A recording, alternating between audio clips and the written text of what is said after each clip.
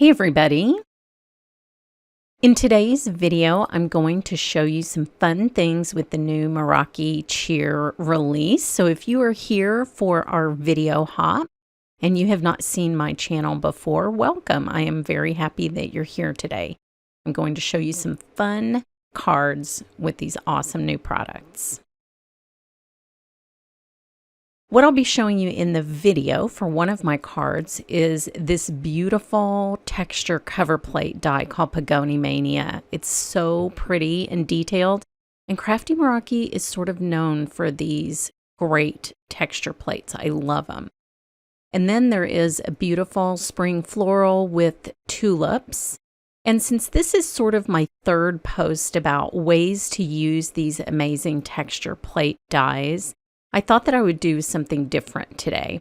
On my prior video, which I'll put a link to up here, I did all the stamping and every technique that I was going to do on the cardstock before using the texture plate. But I wanted to show you that it doesn't really matter. You can do this process in any order and you're still going to get beautiful results. So I wanted to position the tulips so they were just a little bit off center and down in the corner, and that the stamp was going to be hanging off a little bit. I'm leaving myself room for a sentiment. So the texture that's on there is not going to interfere at all with getting a beautiful, crisp stamp image. But I will tell you what will interfere is not noticing that your magnet is actually sticking out of your MISTI and blocking the stamp from going down. So here I'm just like pressing just to beat the band, and then I'm like, oh, I see the problem. So please do check where your magnet is before stamping. But you can see this is a beautifully crisp image. The texture is there, it's beautiful, but it's not keeping you from seeing the detail of this stamp.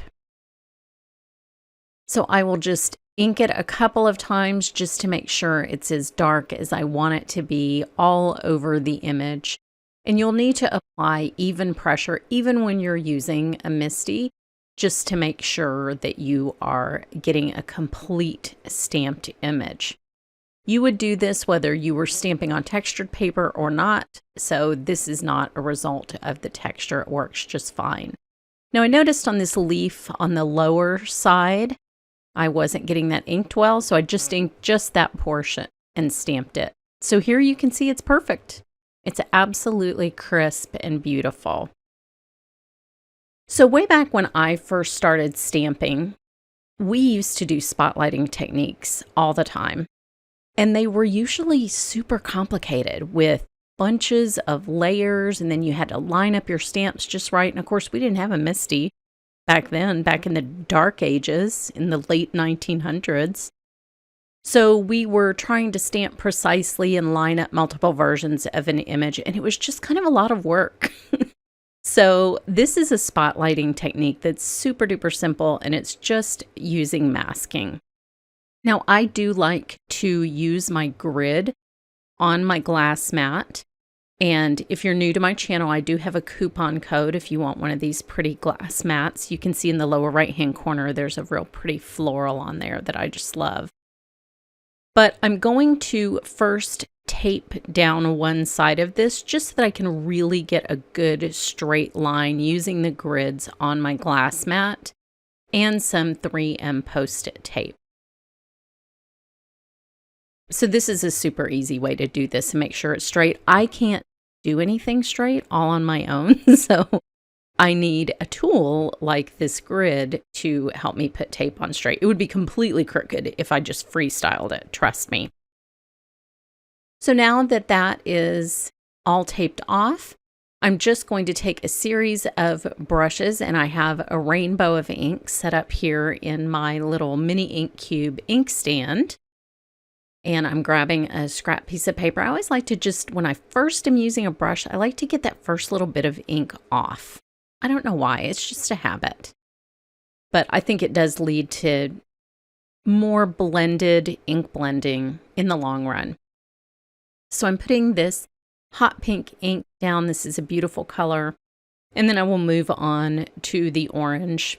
Sometimes I will look at a brush to see what colors I've used before, but I typically don't separate my brushes based on color because when they're clean, so it doesn't really make a difference. But sometimes I do peek at it, and if it already has blue on it, I'll use it with my blue ink. So now I'm going to blend the orange, and you always want to blend back up into the previous color just to make sure that it is smooth transition between the two colors. And then I will move to yellow, which is always my favorite color to blend because it works so well with every other color. Yellow is a very unifying color when it comes to ink blending or watercolor. So now I will do the green, just kind of a bright springy green. And of course, it'll be even a different color where it's blended over the yellow, so that's kind of fun. And then my inkstand only has 4 spots, so I'm going to put the blue in there. This is just so helpful with mini ink cubes, just to keep them from moving around. And then I will blend my favorite blue in the world, this sort of phthalo blue-green shade blue, which is one of my favorite colors in every medium. So now I will do the big reveal. This is always the fun part, just to show you what a crisp little spot like that is without all the work that we used to do to get this effect. And I think it's just beautiful and a great way to quickly color an image and bring focus to a certain part of the image. So here are a few of the other projects. Be sure and look below in the description for a link to the next person in the hop. And thanks so much for watching.